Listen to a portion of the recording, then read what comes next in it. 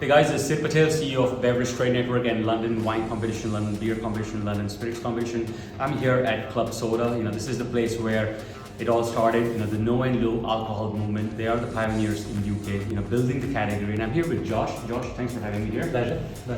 Just picking his brain on what's going on in the category. And in this, chop, I asked him what to expect in 2025, what's moving, and what is he seeing in the UK market. We all know that UK is where the trends are set, and then goes to the US and the rest of the world. So I think pay attention to what he's saying. There are some great insights in this video. Thank you.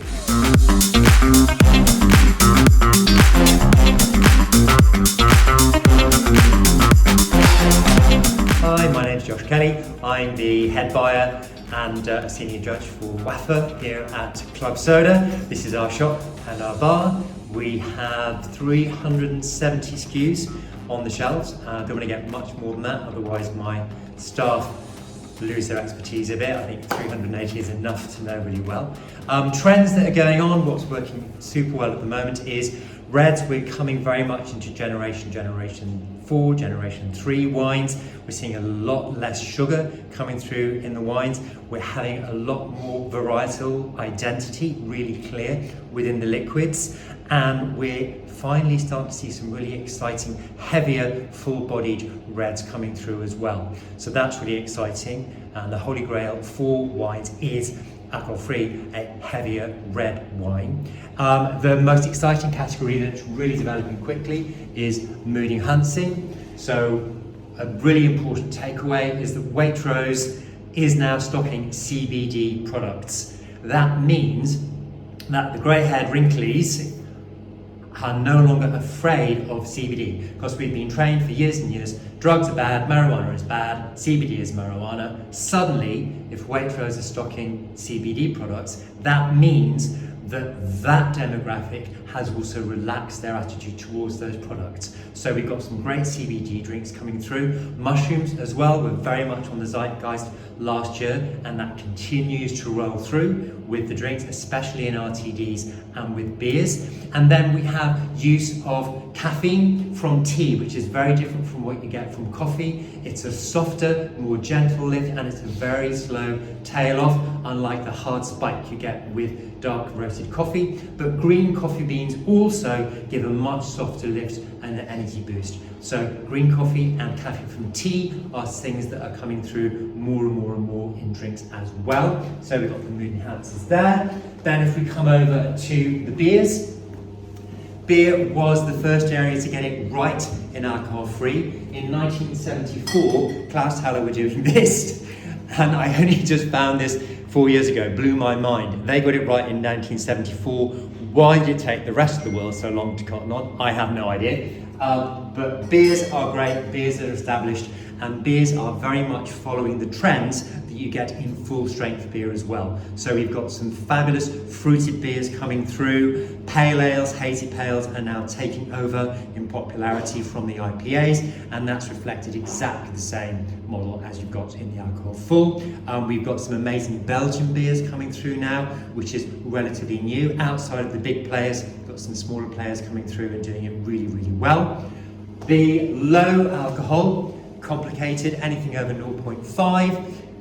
This was supposed to explode in 2023, didn't. It was supposed to explode in 2024, didn't. It might explode in 2025, but I think it's probably going to be 2026 when that really takes off, and that's just down to media and customer understanding. So all this sector is to do with education.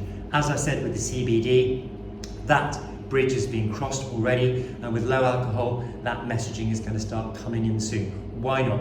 Why, instead of zebra striping between alcohol full and alcohol free, I could just have my evening at 3%, sticking on low ABV drinks instead. It's another way to cut down your alcohol. If we bounce over to the spirits, we've got your mimics, so alcohol-free gins, alcohol-free rums, and then we've got some really exciting stuff coming through. Apple cider vinegar-based drinks like Petivo and Osu, really, really important. And again, the consumer is now just getting to understand the vinegar flavour. Vinegar is really, really, really old tradition in the UK. We lost it in the 1700s, and we've only just got it back. Ironically, it went over to America in shrub drinks. They kept the culture, and it's coming back into the UK. Drinking vinegars, amazing products. Again, we've got Amaros, more and more Amaros coming through. Again, that's language the UK drinker doesn't really have yet. They understand Campari, they understand Aperol, but the language around Amaros, so going to a Ferret Branca, isn't quite there. But we've got really dark, alcohol-free versions also coming through. And when people taste them, they understand them. And it's very much about liquid on lips leads to sales.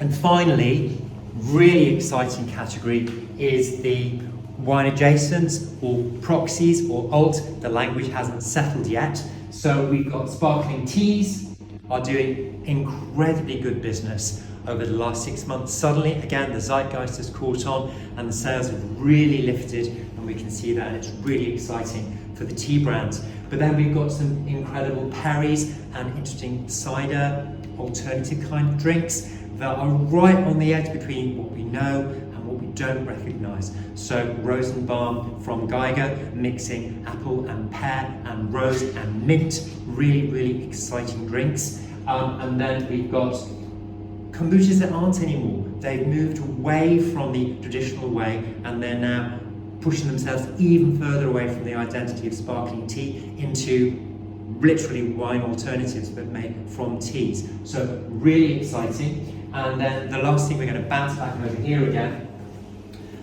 with the Geiger brand. We've got recognisable wines in the 37 and 35 that actually are de-alcoholized, and then they're blended with other things that echo or mirror the flavours that you would find in the varietal. So we've got a Pinot Noir here, and if you can close in, beautiful branding, shows you exactly what's been blended in with the actual wine. So we've got cherries, we've got strawberries, as long as the grapes, and some roots.